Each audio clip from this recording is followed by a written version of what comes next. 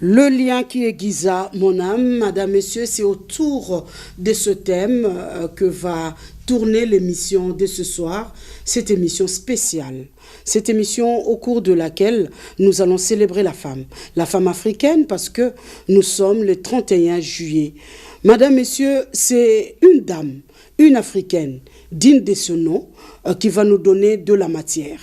Parce que le lien qui aiguisa mon âme, c'est en fait le titre d'un ouvrage.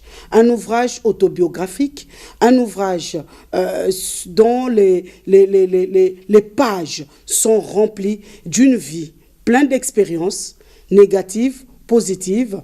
On va le découvrir dans cette émission parce que j'en suis sûre que beaucoup de femmes vont se retrouver dans la vie de cette femme que je prénomme, c'est une tigresse, c'est une amazone, c'est une héroïne, parce qu'elle a décidé de sortir la langue de sa poche. Et les langues que vous avez mis dans vos poches vont sortir. Nous allons aujourd'hui rompre le silence. Bienvenue dans cette émission et bonne fête à toutes les femmes africaines. Cette émission, fièrement congolais, c'est une émission aujourd'hui qui va nous permettre, nous les femmes africaines, d'être fières comme étant des Amazones, des héroïnes. Parce que l'une de nous a donné de la voix. Et je m'en vais la saluer avec toute révérence, tout honneur, parce qu'elle le mérite. C'est une femme très courageuse. Dans cette émission, vous allez me donner raison. Madame Sandra Kaya, bonsoir. Bonjour, Madame Sandra Yoka, et vous, bonjour, Madame Josette Kaya. Madame Sandra Yoka, bonsoir. Bonsoir à vous, chère Comment madame. Vous allez? Je vais bien et espère de même pour vous. Ça va très bien, ça va très bien. Rien qu'en lisant votre ouvrage, on peut se dire qu'il n'y a rien. La fatalité, les femmes doivent les bannir de leur vocabulaire. C'est exactement ça. Exactement ça, j'ai raison. C'est ça, parfaitement. Madame Yoka, vous êtes écrivaine. C'est ça, je suis auteure-écrivaine, conférencière, spécialisée en santé mentale et présidente de l'association AIR, Association internationale Renaissance, qui œuvre dans le soutien et l'accompagnement des victimes de violences psychologiques au sein de la cellule familiale et tout ce qui est dérivé de la santé mentale en Afrique. Madame Yoka, j'ai dit tout à l'heure que cet ouvrage, c'est une œuvre autobiographique. C'est exactement ça. C'est votre vie que vous avez mis à la portée de tout le monde. Donc tout celui qui va tomber sur cet ouvrage va lire et va vous connaître, va directement voir qui est Madame Yoka en fait. Bien sûr. Pourquoi vous avez décidé, Madame Sandra, de coucher sur papier toute votre vie? Merci pour cette question. J'ai tout d'abord décidé de briser le silence par rapport à toute la charge émotionnelle qui pesait sur moi. Parce que vous savez, aujourd'hui, les violences psychologiques, malheureusement, sont très silencieuses. C'est un petit peu comme les chirurgies au laser. Elles sont peu visibles, mais elles ont un effet tout aussi pernicieux. Et du coup, à un moment, j'ai commencé à prendre mes écrits comme confident, comme meilleur ami, un exutoire, une évasion, pour pouvoir transcender un petit peu mes émotions internes qui étaient enfuies. Et l'écrit-thérapie m'a beaucoup aidé pour permettre de faire remonter certains événements à la surface dont je n'avais pas forcément conscience et qui impactaient ma vie sur certains types comportementaux sur ma personne. Et je ne réalisais pas que effectivement ces violences existaient et qu'elles pouvaient commettre des effets ravageurs sur la vie d'un individu. Et il s'avère qu'à travers mon histoire, j'ai pris la décision ferme de pouvoir publier mon parcours, mes échecs, mes erreurs, mes combats auprès d'un large public afin de pouvoir sensibiliser principalement et prioritairement des personnes qui peuvent être dans la même situation que moi, qui peuvent avoir été dans la même situation que moi, ou des personnes qui sont dans cette situation mais qui sont également dans le déni ou qui n'ont pas forcément conscience qu'elles sont dans une situation difficile. Dans cet ouvrage, vous mettez en exergue la trahison, l'abandon, l'humiliation, la discrimination, la persécution, la manipulation, le rejet. Tout est noir dans votre vie, ou tout était noir. Madame Sandra. Tout était noir. Aujourd'hui, je parle au passé avec beaucoup de plaisir. Mais ça n'a pas été un trajet facile, hein, d'accord? Ça a été très difficile, comme aujourd'hui, lorsque l'on prend l'avion, on passe par une zone de turbulence, mais ça ne nous empêche pas d'arriver à destination. Ce qui veut dire par là que les difficultés que j'ai eu à rencontrer m'ont permis d'être celle que je suis aujourd'hui, parce que bien évidemment, il y a eu un mélange émotionnel de faits, tels que la trahison que vous venez de citer, de ma première fille, hein, j'en parle ouvertement et publiquement, parce que certaines personnes trouvent que c'est exposé, mon enfant. Mais ce n'est pas une forme d'exposition, parce qu'une mère couvre toujours son enfant, mais c'est tout simplement que j'en parle parce que j'ai décidé d'être vraie, d'accord, de faire aucun tabou, de ne pouvoir rien fermer et de pouvoir vraiment m'ouvrir pleinement. Et ça fait partie de mon histoire, cette trahison, justement, parce que nombreuses personnes peuvent le vivre, peuvent la subir également, et également aussi parce que à travers toutes les manipulations dont j'ai été victime, hein, d'un pervers narcissique, de la perversion narcissique dans sa globalité durant 16 ans, je me dis que 16 ans, c'est beaucoup. Et qu'on ne peut pas garder ces 16 ans enfouis parce que ce que l'on vit, la vie, elle n'est pas faite pour subir. La vie, elle est faite pour pouvoir revivre, d'accord, vivre pour revivre. Et vivre, pardon, excusez-moi, pour revivre, c'est accepter tout d'abord les réalités de nos émotions, d'accord?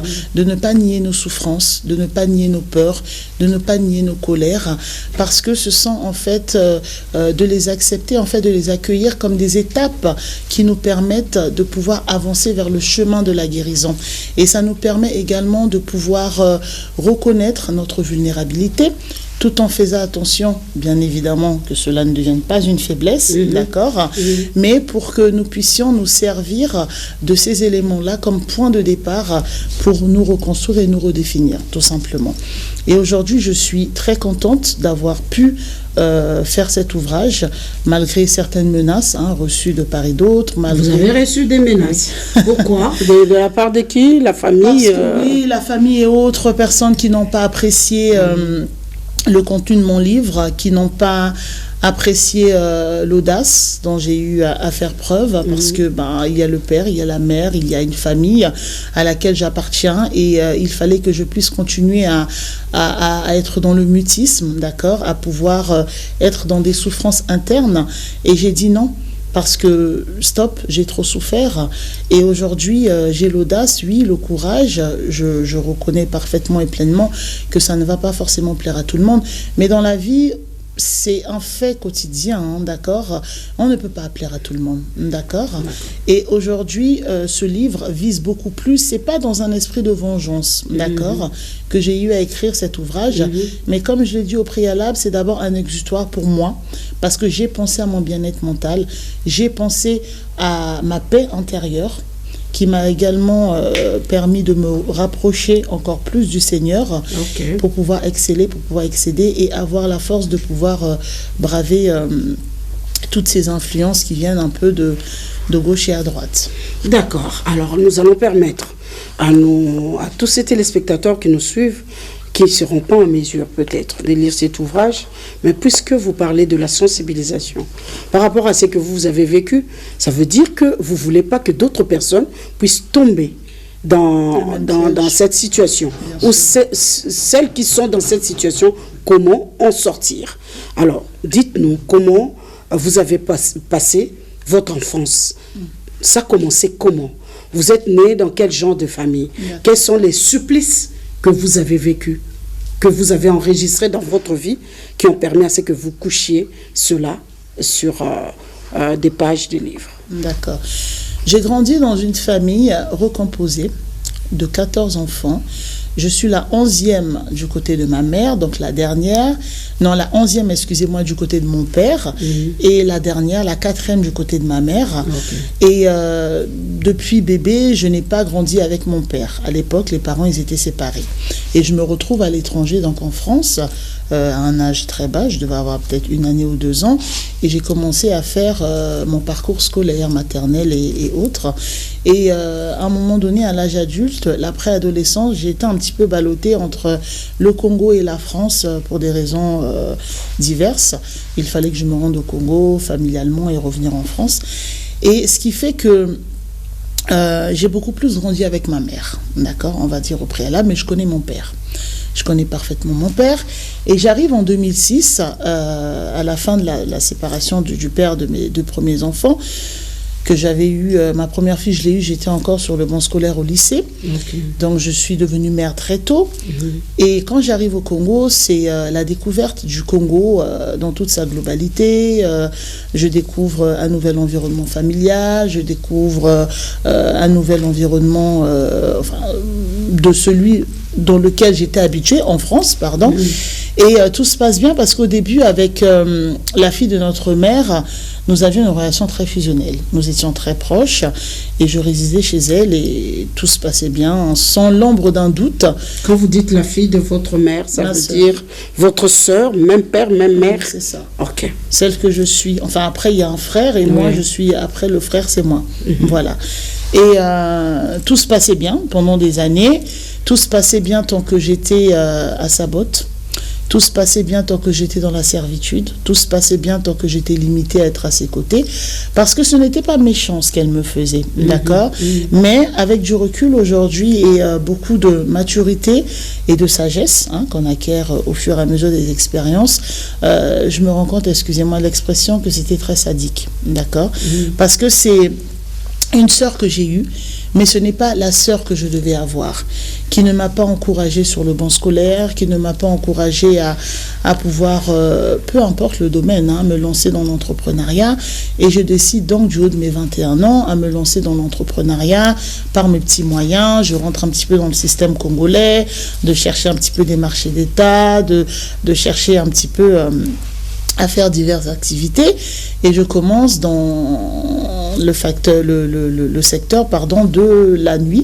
Je deviens tenancière de boîte de nuit. Donc j'ai eu à mon actif 5 boîtes de nuit qui n'ont pas au préalable plu à la famille, parce que bon, l'image, je suis née dans une famille où quand même de manière aisée, on va dire, bien assise. Et du coup, je n'ai manqué de rien. Je n'ai manqué de rien. Et c'est quand je grandis au fur et à mesure que la fille de notre mère me fait rentrer dans un enclos en fait vicieux, dans le sens où elle me fait savoir, donc quand j'arrive au Congo du moins, avec mes enfants, que certains membres de ma famille paternelle et maternelle n'étaient pas assez bien pour moi.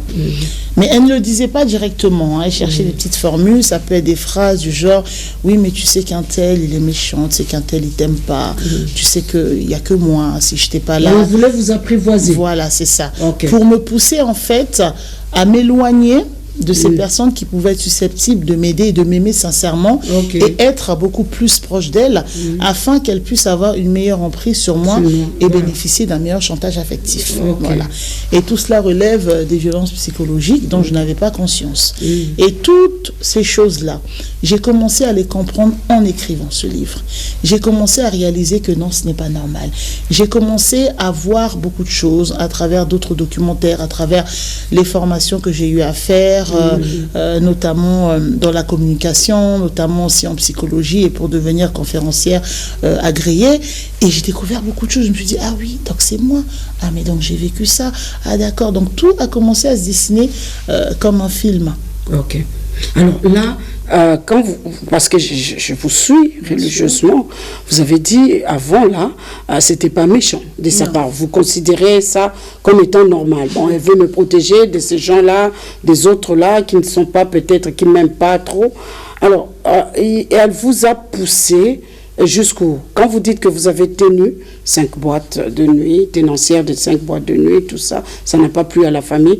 Est-ce que cette façon de faire, elle vous a pas permis d'avoir des limites, à pouvoir peut-être prendre des décisions vous-même ou vos décisions, c'est elle qui les prenait, elle vous contrôlait dans tout ce que vous pouviez faire comme activité, je ne sais pas moi, tous les actes que vous posiez. Vraiment, effectivement, c'est ça, partie intégrante de mes réactions. D'accord, partie intégrante de mes décisions, parce que je voulais et je devais faire des choses, pas parce qu'elle me le demandait, mais parce que ça me plaisait de faire plaisir à ma sœur. Ok. Donc j'étais dans une faisiez, position pour lui faire voilà, plaisir. pour faire plaisir, pour plaire à mon binôme. Ok. Parce qu'on était très fusionnels, Ok. c'était mon autre moi, c'était ma sœur, quoi. Ok. Voilà. Et du coup, ça me faisait plaisir de lui faire plaisir. Ok. Donc lorsqu'elle a décidé qu'on voyage, je voyageais avec elle. Lorsqu'elle a décidé qu'on ne devait pas aller voir un tel dans la famille, je n'allais pas voir un tel. Lorsqu'elle a décidé que chez un tel on pouvait mettre pied, je mettais pied chez un tel. Et tout ça se passait merveilleusement bien jusqu'au jour où je décide de prendre un peu plus d'indépendance. Là, c'était à quel âge? Là, j'avais à peu près... Bon, j'ai commencé l'entrepreneuriat à 21 ans. J'ai ouvert ma première boîte de nuit. J'étais encore chez elle. Et je suis partie de chez elle une année après avoir ouvert ma première boîte de nuit pour en ouvrir d'autres. Donc, je devais avoir 23 ans à peu près. Par là. Ok. Elle m'a soutenue. Elle m'a soutenue moralement. On va dire, elle m'a encouragée, d'accord, à ouvrir les boîtes de nuit.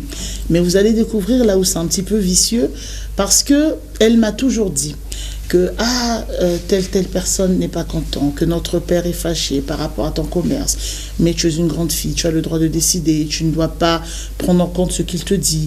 Elle me faisait croire que mes frères issus du côté paternel me critiquaient et désapprouvaient cette activité-là, par rapport à la famille, par rapport à l'image, par rapport au nom.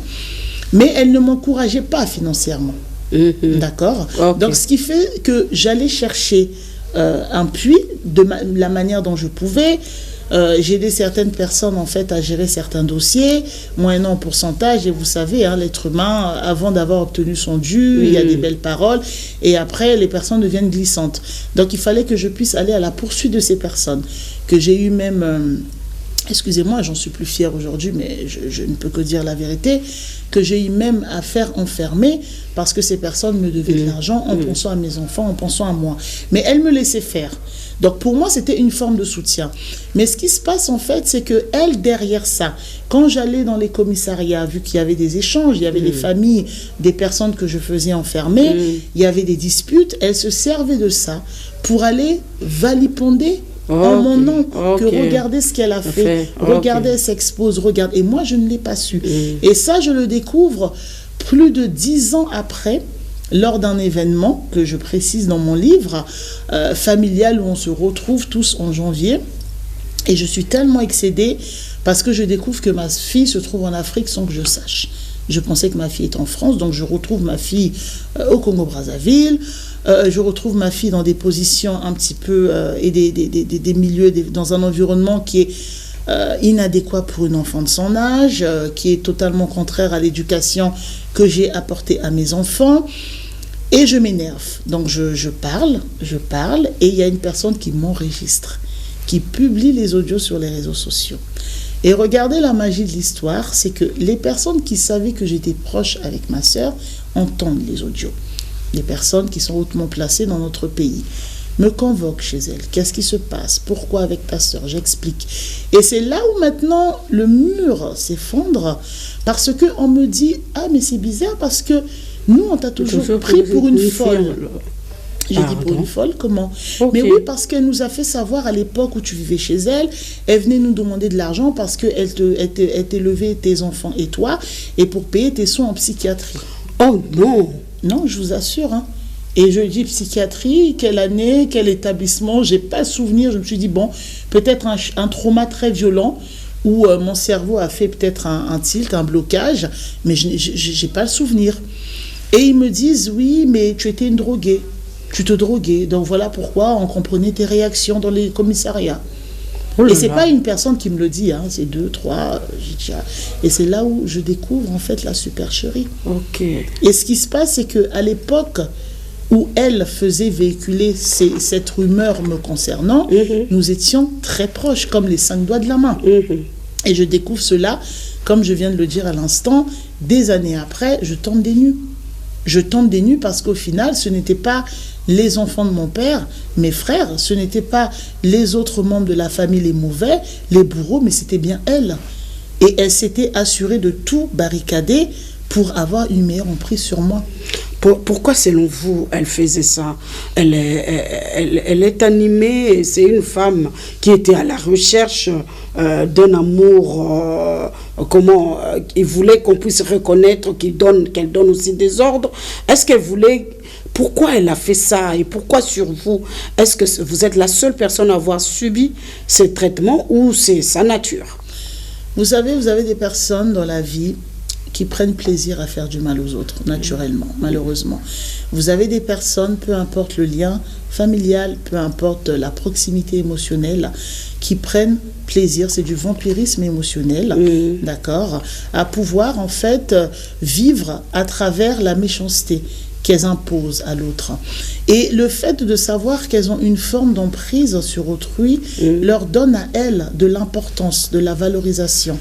Et on retrouve ce type de symptômes, d'accord, du pervers narcissique, ok, souvent à travers des personnes qui, dans l'enfance, ont vécu des blessures émotionnelles profondes, donc des bleus de l'âme, qui ont eu à le mettre de côté en grandissant, et il a suffi d'un événement brusque pour pouvoir tout faire remonter à la surface. Donc ça peut être à la suite d'un divorce violent, ça peut être à la suite d'une fausse couche, d'un décès. Il y a toujours un élément déclencheur. Voilà, il y a toujours un élément déclencheur qui fait que ça remonte à la surface, hein. Comme on dit, les souvenirs, les problèmes, ils nagent tout seuls, hein. Donc voilà.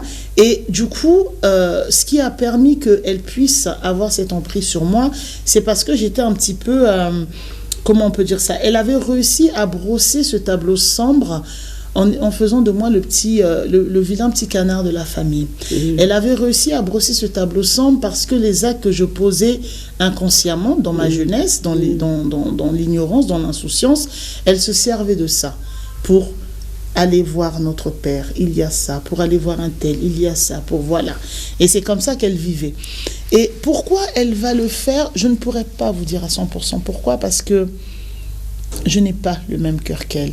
Mais ce qui est sûr, c'est que médicalement, c'est prouvé. Il y a des personnes, malheureusement, qui souffrent de certains syndromes, qui ont des rapports interpersonnels difficiles, d'accord, avec le monde, et elle en fait partie, tout simplement. Et c'est exactement la même chose qu'elle reproduit sur ma fille actuellement, qui est déscolarisée, qui vit chez elle, mais où ses enfants, à elle, de la fille de notre mère, vont à l'école, mais ma fille est déscolarisée, ça ne la dérange pas. Wow. Voilà. Donc, alors, elle a un problème particulier avec vous, parce qu'il a fait ça avec vous, et elle fait ça encore avec votre fille. Quelle est cette... comment est-ce qu'on peut appeler ça? Parce que c'est un cycle, ça continue comme ça, toujours sur votre personne, même sur votre sang. Comment Vous savez, moi, par exemple, il m'a fallu 16 ans. 16 ans pour sortir de l'emprise. 16 ans. Et on peut se dire, mais pourquoi tu n'es pas partie depuis longtemps? Mais le problème, c'est que... Vous étiez naïve? Non, pas que j'étais naïve, mais pour moi, je ne pouvais pas imaginer qu'elle était méchante envers moi. Parce qu'à l'époque, à l'âge de la puberté, on a tous eu notre parcours, nos erreurs de jeunesse. Pour moi, je trouvais que c'était normal parce que elle m'accordait en fait cette liberté dont j'avais besoin. Mais avec du recul aujourd'hui, en étant mère de 5 enfants, en étant beaucoup plus sage, je refais la rétrospective et je me dis que non, au final... C'était un laisser aller, elle vous a laissé faire, plonger plonger dans les bêtises, voilà. Parce que la vraie sœur aurait ramené sa sœur alors. La vraie sœur aurait interdit à sa sœur d'ouvrir les boîtes de nuit. La vraie sœur aurait remis sa sœur sur le banc scolaire vu que j'ai été mère très jeune. La vraie sœur aurait encadré sa sœur pour pouvoir même faire les cours du soir ou une formation. Tout simplement, comme toute mère ou toute personne... censé, éprouvant de l'empathie. C'est cette innocence-là que vous décrivez dans le premier chapitre. C'est ça, c'est exactement ça. Alors, quand est-ce que vous avez eu l'indépendance? L'indépendance est arrivée quand? Parce que vous en parlez dans votre ouvrage. L'indépendance est arrivée au moment où, après beaucoup parce qu'il y a toujours, comme je dis, il y a un cycle, comme vous venez de dire, où quand on est sous emprise, on est dans l'ignorance. Après un moment, on rentre dans une phase de déni. On comprend, on voit les choses, mais on ne veut pas les accepter. On préfère faire le choix de ne pas voir pour éviter d'être blessé, pour éviter surtout de blesser notre bourreau, pour éviter de rompre ce lien où on a l'impression que c'est beau, c'est magique, que tout va bien. Et j'ai mis le lien émotionnel avant tout parce que je me disais, c'est ma sœur. Je voyais des choses, mais je me disais, non, c'est ma sœur. Je prenais sur moi, je me disais c'est ma sœur. Et ça peut être des petites humiliations du genre ah ben moi le jour où je suis nommée ministre, je te nomme à mon protocole. Ah non. Vous comprenez? Donc d'un côté, il y a le côté où bon, je te nomme, je suis contente, je vais travailler auprès de ma sœur, mais d'un côté, il y a le côté humiliation, on te limite que au protocole. Parce que Sandra, sa place était être à côté d'un tel. Voilà. Mais ça, on ne comprend pas. Parce qu'on est jeune, on se dit, la grande sœur ministre, voilà. On voit déjà beaucoup de choses, on vise loin, on se dit, mais après, avec le non, protocole, c'est juste pas. Après, il n'y a pas de sous-métier, bien évidemment. Mais pour une sœur également, tu ne peux pas limiter ta sœur à ça. Parce que la famille, normalement, est censée être notre boussole de vie pour nous orienter dans des moments sombres, pour nous guider dans des moments de joie, dans des périodes d'adversité profonde, dans des périodes de tristesse accablante. Mais si, au contraire, votre famille n'est pas la personne ou le milieu où vous pouvez trouver cet appui, qu'est-ce que vous faites? Est-ce que vous constituez déjà, vous représentiez un danger pour votre sœur? Ça veut dire par les atouts, les talents, les potentiels que vous aviez et que, pour lesquels vous ne vous rendiez pas compte, ok? Et qu'elle elle aurait déjà vu, elle voulait freiner cela, parce que dire que moi je serai nommé, mais vous serez au protocole, le fait qu'il ne vous a pas mis à l'école ou remis à l'école pour que vous puissiez atteindre un niveau qui pourra faire de vous, pourquoi pas, son directeur de cabinet. Est-ce que vous voyez déjà qu'elle sentait que vous valez plus qu'elle? Bien sûr. Parfaitement, bien sûr. Oh que oui. Elle a su le percevoir. Hein. Elle a su avoir cette finesse de pouvoir voir la faille qui est en moi, l'affection débordante pour ma sœur. Et elle a très vite compris. Hein. Donc, elle a profité de ça. Elle a eu de l'emprise. Et elle me voyait effectivement au jour d'aujourd'hui comme un adversaire, en fait, dans son esprit à elle. Parce que la perversion narcissique, c'est de la manipulation. La perversion narcissique, c'est le bourreau qui fait passer sa victime de bourreau aux yeux du public, aux yeux de la famille. Et lorsque moi, j'ai tout fait pour récupérer ma fille, les rôles se sont inversés, je suis devenue le bourreau. Je suis passée de victime à bourreau. Parce qu'on ne voyait plus Sandra qui veut récupérer son enfant, mais on voyait Sandra qui crée des problèmes dans la famille parce que l'enfant ne veut pas partir. Parce que l'enfant veut rester avec sa tante. Parce que l'enfant est mieux avec sa tante. Et vous vous retrouvez dans un moment où vous vous dites, Seigneur, qu'est-ce que je fais? Parce que j'ai cherché de l'aide. Oh que oui, Madame Kaya, j'ai cherché de l'aide auprès de diverses personnes, de ma famille paternelle, maternelle. Et pendant que j'étais à la recherche de cette aide, j'ai sombré encore dans la dépression. Il y avait l'aide dont vous aviez besoin n'est pas venue? Non. Ou c'était d'une autre nature? J'ai eu du soutien de diverses personnes, d'accord? Mais malheureusement et heureusement aussi, ces personnes étaient limitées. Parce que j'ai un père, j'ai une mère. Elles ne pouvaient pas se transcender et devenir des parents de substitution. Ce n'est pas possible. Elles étaient limitées, bien que ce soit des personnes de la famille. Et dans nos sociétés africaines... Alors, dans tout ça, que disaient papa et maman? Je n'avais pas d'abord décidé d'en parler à mon père. J'ai décidé de pouvoir gérer ce problème toute seule, en étant mère, parce que je me dis c'est ma fille, je suis majeure, je n'ai pas forcément besoin de l'aide de mon père pour pouvoir régler cette situation. Et lorsque j'arrive justement au Congo au mois de janvier 2023 pour une situation particulière qui a touché notre famille, je me dis encore que j'ai l'espoir que je vais régler cette situation moi-même. Je suis restée 5 mois au Congo-Brazzaville, je n'ai pas eu de retour. Je remonte en France au mois de mai 2023 toujours. Je reviens au Congo en octobre pour raison professionnelle 2023 et je découvre un certain nombre de choses, des vidéos comme on voit de ma fille, dans des lieux qui ne sont pas corrects pour une enfant de son âge, un grand laisser-aller, que ma fille est toujours déscolarisée et que ma fille a été aidée, d'accord, parrainée par sa tante toujours pour pouvoir travailler dans une autre société dont je tais le nom, au Congo-Brazzaville, en lui falsifiant un diplôme, alors que sa propre fille qui est majeure va à l'école. Oh là là. Et ce n'est pas que c'est mauvais que ma fille puisse rentrer dans l'entrepreneuriat, mais il y a des façons de le faire. Vous comprenez? Alors, votre fille, si on vous demandait de décrire vous-même votre fille, oui. Elle est belle? jolie. Elle est très belle. Ok. Elle est très très belle, ma Alors, fille. elle profite alors de la beauté, on peut dire ça? C'est la naïveté, la jeunesse, parce qu'elle avait besoin de liberté, parce que maman était trop sévère, maman l'étouffait, parce que après les études, son bac, il fallait qu'elle continuait, elle virevoltait un petit peu, elle savait pas trop quoi faire. Et l'erreur que j'ai eu à faire, la bise de Judas, quand j'ai demandé à ma sœur, parle un peu à ta fille, donc sa nièce qui est ma fille, peut-être qu'avec toi elle va t'écouter, peut-être que tu trouveras les mots, et c'est l'erreur que j'ai eu. Elle a trouvé des mots. Voilà, les mots et les mots, elle m'a eu ça aussi. Voilà. Qu'elle a bien causé. Et ce qui est dommage dans l'histoire, c'est que ma fille est manipulée, elle ne s'en rend pas compte en fait.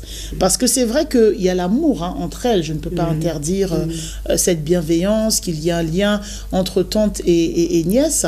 Mais ce que je veux dire, c'est qu'il faut être dans la dissociation, d'accord, et active, en voyant que lorsque cette relation devient toxique, qu'est-ce qu'on fait? Mais comme je dis depuis tout à l'heure, moi, il m'a fallu 16 ans.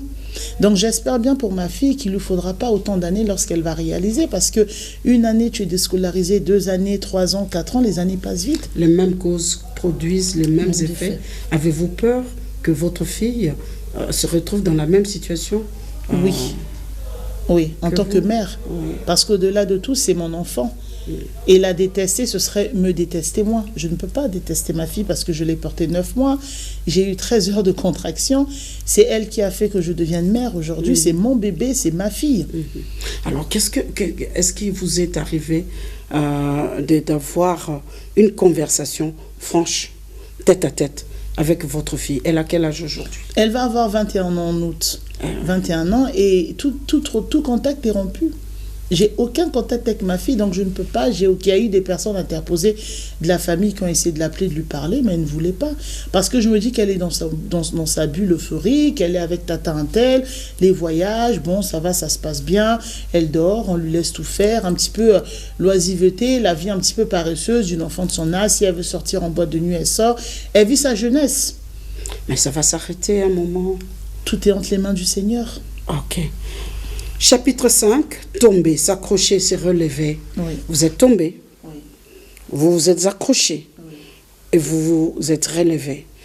C'est l'exercice auquel nous allons soumettre beaucoup de femmes qui sont dans la même situation que vous aujourd'hui pour en sortir.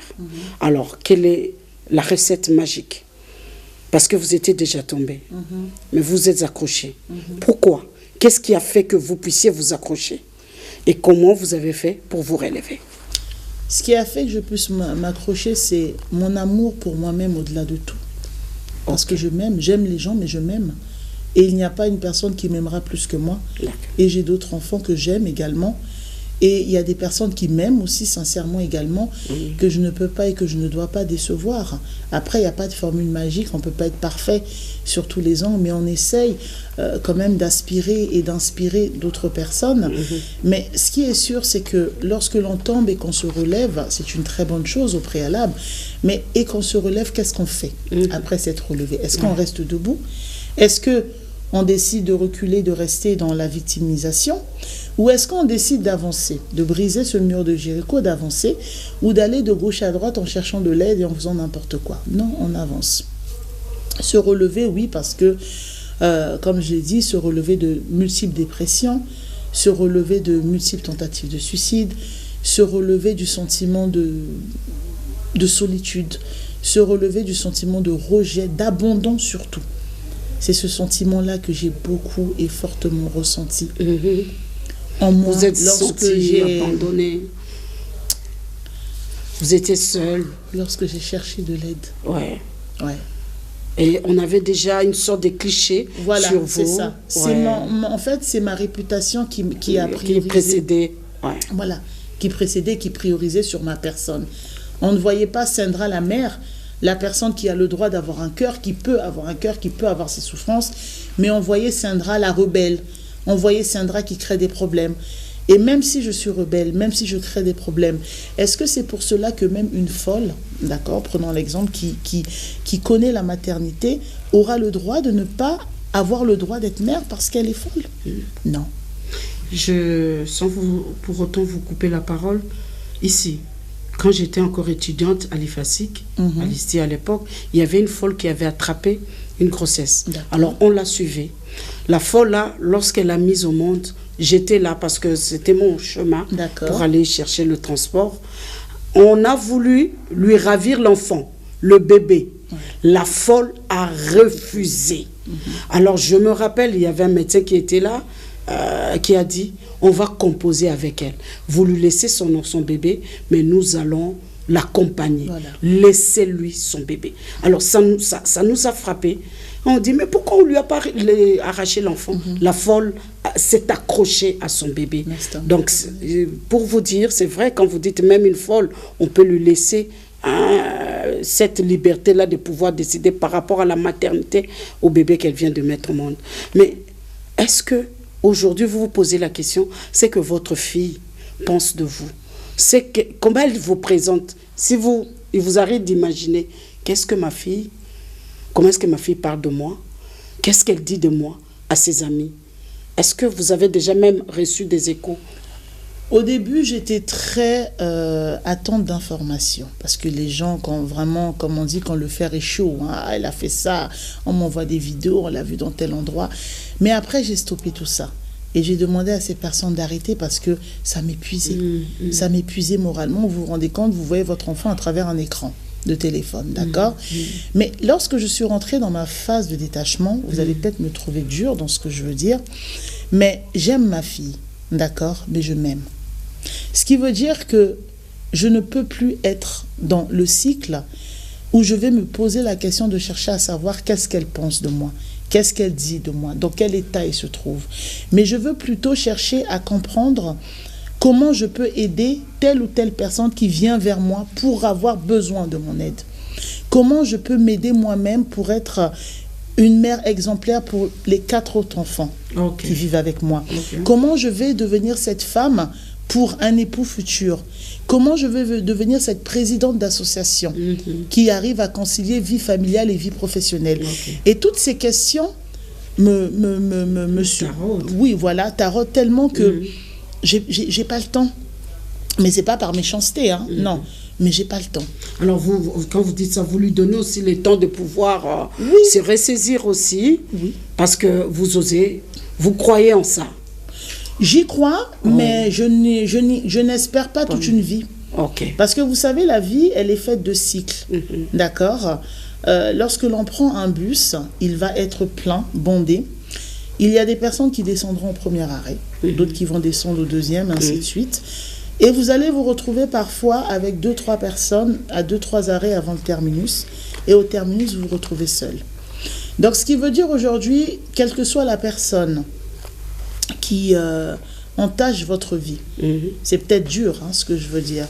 Mais je me suis promise, et surtout j'ai promis à mon Dieu, de ne laisser personne, mais je dis bien personne, me faire verser encore des larmes de tristesse. Vous en avez assez versé. J'ai trop pleuré. Et ça, même au-delà de l'amour que je peux avoir pour ma fille, je ne peux plus permettre qu'elle vienne abuser de moi ou qu'un autre enfant, qu'une autre personne. Non, c'est juste pas possible parce que lorsque l'aiguille rentrait dans ma chair au moment des perfusions, c'était dans ma chair qu'elle rentrait. C'était pas dans la chair d'une autre personne. C'est moi qui ai vécu ces situations, c'est moi qui ai su comment les aborder de différentes manières. Et elle a besoin aussi d'avoir sa propre expérience, ma fille. Tout comme moi, j'ai eu mon expérience. Aujourd'hui, elle est majeure, elle a fait ses choix, elle a grandi, puisse Dieu l'accompagner. Tout ce que je peux lui souhaiter. Après, s'il y a un retour, gloire à Dieu. Mais s'il n'y a pas de retour, gloire à Dieu également. Je ne serai pas la première ni la dernière mère qui grandit à vie sans son enfant. Non. Malheureusement, c'est la réalité. Mais voilà. Ça vous fait quand même mal. Bien sûr, je suis une mère. Mais aujourd'hui, c'est plus une priorité.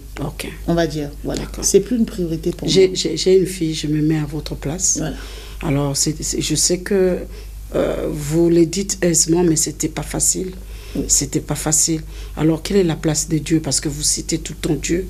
En quels termes, jusqu'à quelle valeur d'eau Dieu a été si présent dans votre vie? Dieu, c'est le Dieu des possibilités infinies. C'est, comme je dis souvent, je l'appelle mon Dieu des sciences. C'est le Dieu des bénédictions. le Dieu de l'élévation, le Dieu de l'accomplissement, de la construction, le Dieu de la réalisation, de la matérialisation, voilà, et encore j'en passe. C'est Dieu, sincèrement et profondément, qui m'a aidé à être là où je suis aujourd'hui. Vous savez, toute personne dans la vie, à un moment donné, rencontre des défis, d'accord, rencontre des poids qui font que les circonstances semblent vouloir nous écraser. Mais ces expériences-là, en fait, nous mènent à pouvoir se sentir démunis, d'accord, et à pouvoir se sentir désemparés, pouvoir se sentir désengagé, où on ne sait plus quoi faire, vers quel sein se tourner. Mais justement, et pourtant, c'est lors de ces moments difficiles précisément que nous devons trouver la force, en fait, de pouvoir se redéfinir, de pouvoir se relever, de pouvoir faire notre transition personnelle et émotionnelle. Sincèrement, hein, les échecs et quand vous êtes brisé, les épreuves de la vie sont des opportunités à saisir pour nous reconstruire. Sincèrement. Et j'appelle vraiment toutes les femmes, vu que c'est la journée de la femme africaine, à faire preuve de beaucoup de résilience. Parce que nous possédons en nous toutes cette possibilité et cette capacité de résilience. Et aujourd'hui, la résilience, c'est d'accepter que la vie soit faite de ces divergences, de ces hauts et de ces bas. D'accepter que la vie soit faite de moments de joie intense, mais qu'elle peut aussi basculer dans des périodes d'adversité profonde, comme j'ai dit tout à l'heure. Mais ce qui est magique dans cette histoire, c'est que lorsque nous atteignons ce moment de gloire, c'est-à-dire que nous rentrons dans le cycle où Dieu nous conduit, où Dieu nous met sur les sentiers de la justice, comme on dit, gardez votre silence et je combattrai pour vous. Il n'y a rien de plus merveilleux que de contempler les merveilles du Seigneur. C'est parce que souvent nous les hommes, on est impatients. On veut tout de suite avoir quand on demande quelque chose à Dieu. Mais lorsque Dieu donne, ou lorsqu'il nous retire d'un milieu, il sait ce que nous ne savons pas. Il a entendu ce que nous n'avons pas entendu. Je vais vous expliquer un exemple brièvement. J'ai eu à vivre une situation difficile, que j'explique également dans mon livre. Je ne vais pas tout partager pour susciter le lecteur à l'acheter. Mais j'ai eu une situation brutale. Je n'étais pas préparée, mais vraiment brutale. Et je me suis retirée, d'accord, d'une personne. Et pendant 3-4 jours, je me pose des questions. Je me dis, Sandra, mais est-ce que tu as bien fait? Bon, c'est quand même un tel. Tu te retirais de telle ou telle personne. Je me remets en question, parce qu'il faut toujours se remettre en question. Et vous savez que le 5e jour, j'écoute ma messagerie, donc pendant ma pause, déjeuner, pendant la formation que je faisais, j'écoute mon répondeur, et j'ai souvent des messages que je néglige un petit peu, et je tombe sur un message de 7 minutes et 16 secondes, où cette même personne, où je me posais des questions, de chercher à savoir est-ce que j'ai bien fait de me retirer de cette personne-là. J'entends comment cette personne parle de moi dans le message. Elle avait oublié de raccrocher. Elle m'avait appelé. Elle a continué à parler, c'est rentré dans le répondeur pendant 7 minutes et 16 secondes. J'ai écouté. Et en fait, c'est comme si Dieu m'a répondu en me disant, mais pourquoi tu te fatigues? Écoute ce que tu n'as pas entendu, pour que toi-même tu comprennes que tu n'as pas à regretter que je te sorte de là où tu étais. Et depuis ce jour-là, je me suis dit, non, c'est fini. Je ne peux plus me mettre au second plan. Non, c'est fini. Non, je ne peux plus. Mais après, on n'est jamais à l'abri d'une trahison, on n'est jamais à l'abri de la marginalisation de l'humanité. C'est quelque chose de naturel, mais au moins, je me protège. Alors, pourrions-nous dire que avec tout ce que vous avez vécu dans votre vie, vous êtes devenue tellement prudente, comme la Bible nous demande d'être prudent comme un serpent. Alors, attentive, attentionnée, moindre... vous êtes toujours éveillé. Pourrions-nous dire que votre façon de voir maintenant les choses a changé par rapport à cette Sandra qui était assujettie? Complètement. Avec Dieu, ma vision de la vie a totalement changé. Avec Dieu, je vois les choses autrement. Avec Dieu, je demande maintenant son avis avant de faire toute chose, de prendre toute décision. Avec Dieu, je ne peux plus dormir sans prier. Avec Dieu, je le bénis, je le glorifie pour tout ce qu'il apporte dans ma vie. Parce que si on m'avait dit qu'un jour je deviendrais une personnalité publique, je me serais dit, c'est pas possible. C'est pas possible. De la même manière dont j'ai crié haut et fort pour qu'on entende ma peine, pour que je puisse trouver le salut, c'est de la même manière dont haut et fort Dieu permet que je témoigne son nom à l'échelle internationale. Ouais. Vous voyez comment il est merveilleux, Dieu, parce qu'il ne fait pas les choses en secret. Il ne fait pas les choses en secret et il fait les choses en temps et en heure. Mais ce que je peux dire de tout ça, en un mot, c'est que je suis fière de la personne que je suis devenue. Je suis fière parce qu'avec la prière, j'ai pu transgresser beaucoup d'étapes. Je suis fière parce qu'aujourd'hui, je suis acceptée et reconnue dans des hauts milieux. Je suis fière de moi parce que mes capacités et mon potentiel est reconnu à l'échelle internationale aujourd'hui. Là où j'étais enfuie, là où j'étais limitée, qu'à n'être que le protocole de ma sœur. Ok. Voilà, donc la suite, on la connaît. Ouais. Et Dieu est merveilleux. Et ce que je peux dire comme... Est-ce que vous continuez à vous découvrir vous-même? Bien sûr. Est-ce que vous vous dites que c'est pas encore fini avec Dieu? Dieu n'a pas encore fini de me surprendre. C'est pas encore fini. Ok. C'est pas encore fini parce que vous savez, j'ai eu beaucoup de retours de beaucoup de personnes depuis que j'ai commencé mes interviews qui me disent, mais Sandra, mais t'es intelligente. Ok. Mais Sandra, mais qu'est-ce que tu t'exprimes bien? Ce sont des phrases que vous n'aviez jamais... Vous n'aviez pas écouté avant? Non. Ok. Je n'ai jamais entendu ce genre de phrase. Wow. Sincèrement. Mais j'avais une sœur. J'ai une sœur, sincèrement, qui, à l'époque, me donnait des conseils et m'encourageait à reprendre mes études. Ok. Qui m'encourageait pendant que j'étais avec mon autre sœur, qui me faisait du mal. Et elle savait que j'avais du potentiel, mais je n'y prêtais pas attention et je ne voulais pas parce qu'elle aussi, on m'avait fait quand elle était mauvaise. Voilà. Okay. Mais aujourd'hui, je suis fière de cette sœur également parce qu'elle a cru en moi avant même que moi-même je ne puisse savoir de quoi j'étais capable. Ouais. Et à travers cette histoire, beaucoup de gens me disent « Ah, donc c'était comme ça avec ta sœur. Ah, il y a eu ça. Ah, donc on comprend mieux. » Et ça permet aux personnes, à travers Dieu, de connaître maintenant une autre version de Sandra, de connaître maintenant la réalité des choses. Okay. Je n'ai plus besoin de me justifier par moi-même. Je m'exprime, je réponds aux questions, je suis telle que je suis. Tu apprécies Sandra telle qu'elle est, tu ne l'apprécies pas, ma vie continue. Alors, Madame Sandra, on s'est connus à Paris. C'est ça. Vous m'aviez invitée dans votre conférence, la conférence que vous avez tenue autour de cet ouvrage. Alors, nous avons papoté, nous avons partagé ensemble. Et voilà qu'aujourd'hui, vous vous retrouvez à Kinshasa. C'est ça. Parce que cet amour, je trouve en vous, que vous ne vouliez pas que les autres puissent sombrer comme vous. Sinon, vous alliez mettre ça dans un journal intime. Mais vous avez pris l'option de pouvoir publier. Donc, vous ne voulez pas que les autres puissent tomber là-dedans.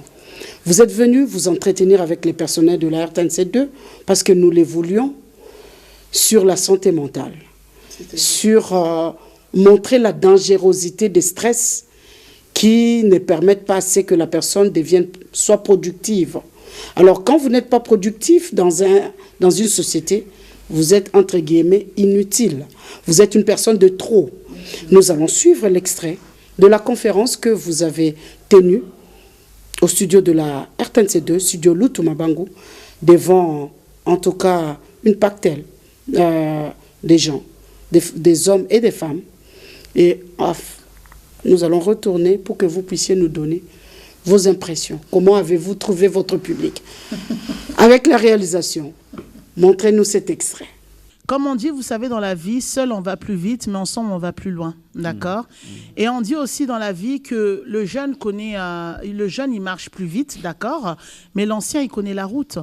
Donc moi, je suis ouverte à toute proposition, à toute opportunité, hein, peu importe que ce soit dans la cinématographie, que ce soit dans le théâtre, dans l'écrit-thérapie, que ce soit dans la musicothérapie, peu importe ce qu'on pourra me proposer. Et je suis venue à Kinshasa pour un premier jet, d'accord, pour que l'on puisse mettre un visage en RDC sur qui est Sandra Yoka. Et bien évidemment, je ne vais pas m'arrêter là. Mais c'est un travail d'ensemble, c'est un travail d'équipe, effectivement. Et je sais qu'avec l'hospitalité que j'ai vue, j'ai reçue, j'ai vécu, à Kinshasa, on pourra faire de grandes et belles choses, bien sûr. Puis je voudrais clôturer mon discours en disant ceci, que pour les supérieurs hiérarchiques, il est de votre devoir, Madame Josette Kaya Boulamata-Di, il est de votre devoir de pouvoir reconnaître et aborder les défis de la santé mentale de vos collègues, de vos équipes, de vos entreprises. C'est quelque chose de très important et de très fondamental parce que ensemble, vous pouvez créer des espaces de travail sains afin que chaque employé se sente valorisé et puisse donner le meilleur de lui-même. Je vous appelle vraiment à être vigilants, à être compatissants et surtout à être des piliers moraux pour certaines victimes, parce que oui, avant d'être des employés, ce sont des victimes. Ce sont des pères de famille, ce sont des mères de famille, ce sont des époux, des épouses. Et c'est vrai que ce n'est pas toujours facile parce que c'est un travail d'équipe, comme je dis, chacun doit mettre du sien. Mais cela ne doit pas se faire seulement pour le bien-être de l'individu, mais pour une bonne croissance globale de l'entreprise. Et je vais terminer en disant ceci, que n'oubliez pas, à vous tous, en tant qu'employés, que derrière chaque bureau, derrière chaque écran d'ordinateur, se trouve une personne avec des peurs, avec des doutes, avec des espoirs et avec des rêves. Je vous remercie. Merci, madame. Ah, Nzambe. Bon, santé mentale, eza eloko moko ya fondement ya nzoto na biso nyonso. Parce que ce qui mutu eza malamu te, nzoto ekoko ya la malamu te. Et puis pona que yo moko omibika, yo moko koki komibika te parfois. Parce que dépression eza te ko laksa ko za liboma, mais eza tout simplement ko laksa ko meki ko ya la makasi yo moko me odu bolembu. Il faut yeba ko senga ka aide, il faut yeba ko lobaka na bato. Ata moto azo leka na balabala, ata voisin, ata chauffeur à bus, ata peu importe moto ko doit le temps o ko monaka ko yoka yo loba. Comme baloba na Bible, na liloba au commencement était la parole. Voilà. Voilà, Madame Sandra, nous venons là de suivre ces instants que vous avez passés avec le personnel de la RTNC2 Développement. Comment avez-vous trouvé d'abord l'idée? Je sais que le déclenchement, le déclic est venu de vous-même parce que vous aviez décidé de payer votre billet. Mais quelles sont les impressions que vous avez eues après avoir entendu des questions qui vous ont été posées? Tout d'abord, la première impression que j'ai eue et dont je suis vraiment, je pars la tête pleine de souvenirs, c'est l'accueil. Un accueil chaleureux. Vraiment, je remercie le peuple de Kinshasa, de la RDC, pour ce bel accueil. Et j'ai trouvé, en fait, que les employés de la RTNC2, Développement, étaient très participatifs. Je me suis trouvée en famille, d'accord, parce que c'est une famille professionnelle, je travaille, qu'ils ont découvert beaucoup de choses, que j'ai vu nombreux qui prenaient des notes, et les questions, j'ai senti qu'il y en avait qui étaient restés sur leur faim, qui avaient encore d'autres questions, malheureusement le temps était court, et ce moment m'a permis de pouvoir transcender dans plusieurs idées pour des projets futurs à venir, et je ne suis pas la seule pour ce beau projet, c'est vous qui êtes à l'origine, qui êtes l'instigatrice, on va dire, parce que quand on se relève, on s'appuie sur une poignée. Voilà, je ne peux pas me relever, vous avez été ma poignée. Kinshasa constitue la première étape de votre tournée africaine. C'est bien ça. Alors, qu'est-ce que vous recherchez, Madame Sandra Yoka, dans cette tournée africaine que vous allez faire, rencontrer des femmes? Et vous avez de l'argent? Vous avez quoi à leur donner? J'ai pas d'argent à leur donner, mais j'ai des valeurs à leur apporter. Et c'est quelque chose de louable, d'accord, et que l'on ne peut pas voler. Ok. Des valeurs, des idées neuves ou compléter des idées également, parce que je vois déjà beaucoup de choses qui se font, hein, notamment comme c'est la journée de la femme africaine.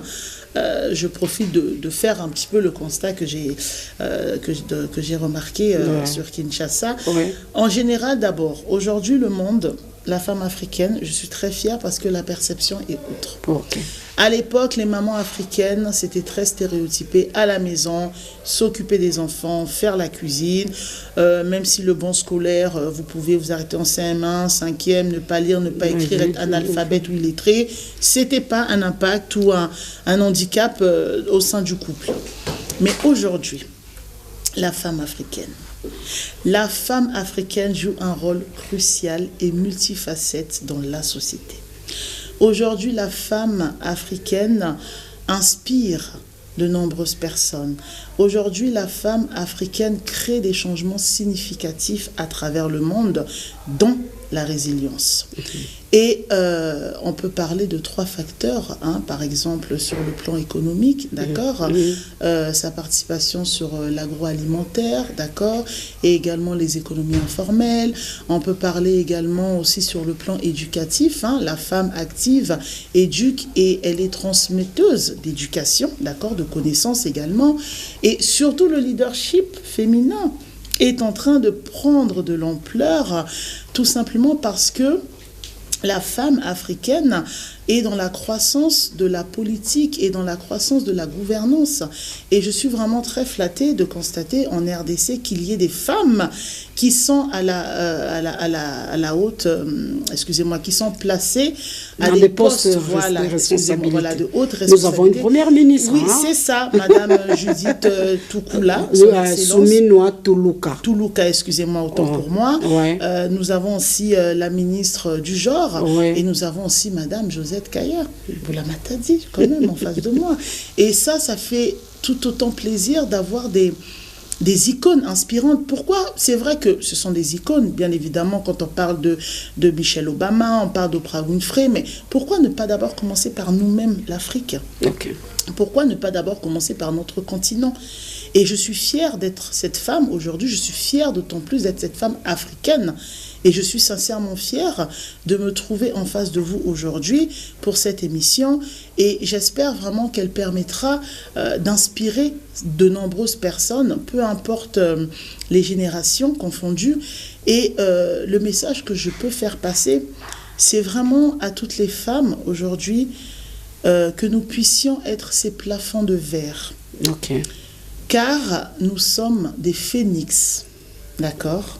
Et toutes femmes, nous sommes des phénix et nous avons la capacité de transformer nos cendres en une nouvelle aube. Voilà. Très bien, je voudrais... Merci beaucoup. Alors là, nous sommes presque à la fin de l'émission. La journée de la femme africaine, aujourd'hui, nous a permis à ce que vous puissiez vous étaler votre vie pour que votre vie soit vécue comme un miroir pour des gens qui y ont vécu ou qui vivent la même chose afin aujourd'hui qu'elle soit des valeurs. Vous êtes une valeur, Madame Sandra. Merci beaucoup. Quand je suis venue en France, c'est pas n'importe qui doit tenir une conférence là où vous avez tenu là. On essaye de faire comme vous.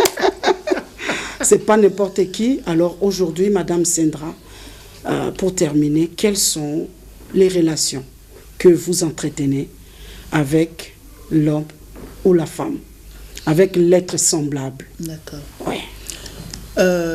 Sur un point de vue global, lorsque on va parler du lieu où j'ai fait ma conférence, j'ai investi toute seule. J'ai pas eu d'apport, ni de support financier, ni de sponsoring. Mais pourquoi je suis allée au bout? Parce que d'abord, de nature, je suis tenace. Quand jusqu'au boutiste. Je fonce, j'y vais. Je suis d'ascendant taureau aussi, astrologique. Donc nous, les taureaux, les taureaux, vous foncez. On fonce. Et surtout aussi, parce que j'avais ce projet en tête, j'avais l'amour. Parce qu'aujourd'hui, aider mon prochain, les violences psychologiques, c'est mon cœur de métier. Vraiment, la santé mentale, c'est par passion. Et ce que je veux dire aussi, c'est que lorsque on décide de pouvoir se focaliser sur un projet et que l'on se sent mal face à ce projet, à cette idée, nous devons nous poser deux choses. Est-ce qu'on se sent mal suite à l'urgence du projet parce qu'on est dans l'impatience du résultat, ou est-ce qu'on se sent mal parce que ce projet nous a été imposé par la société? D'accord? Aujourd'hui, malheureusement, que ce soit dans le secteur professionnel, la société nous impose un certain niveau de réussite professionnelle, de challenge, ce qui nous met parfois en défi, en contradiction, en compétition. Et surtout dans le milieu des femmes. Hein. Malheureusement, entre nous, c'est... Voilà. Et également... sur plein d'autres facteurs. Mais ce que je veux dire, c'est que mon public, il est universel. Autant les hommes, autant les femmes, nous sommes tous victimes d'une certaine manière de violence psychologique. Ça peut être du harcèlement au niveau du travail, ça peut être depuis la scolarité de nos enfants, le harcèlement scolaire, ça peut être dans nos foyers avec nos conjoints ou nos conjointes. Il y a des hommes aussi qui sont battus physiquement et psychologiquement par leurs femmes et qui en parlent très peu. Ça peut être aussi les jeunes filles mères, ça peut être la délinquance juvénile. Donc il y a tout plein de choses qui font que aujourd'hui la violence psychologique se retrouve au cœur de toute situation. C'est comme le droit. On retrouve de la psychologie de la violence dans toute situation. Et si je peux apporter mon aide ne serait-ce qu'à une seule personne, c'est une victoire. Parce que chacun doit mettre sa pierre à l'édifice. Voilà. Laissez-moi vous dire que ce n'est pas une seule personne qui est touchée. Je le sens dans mon cœur. Ce n'est pas une seule personne qui est touchée. Vous vivez, pour terminer, entre deux cultures. 38 ans en Europe.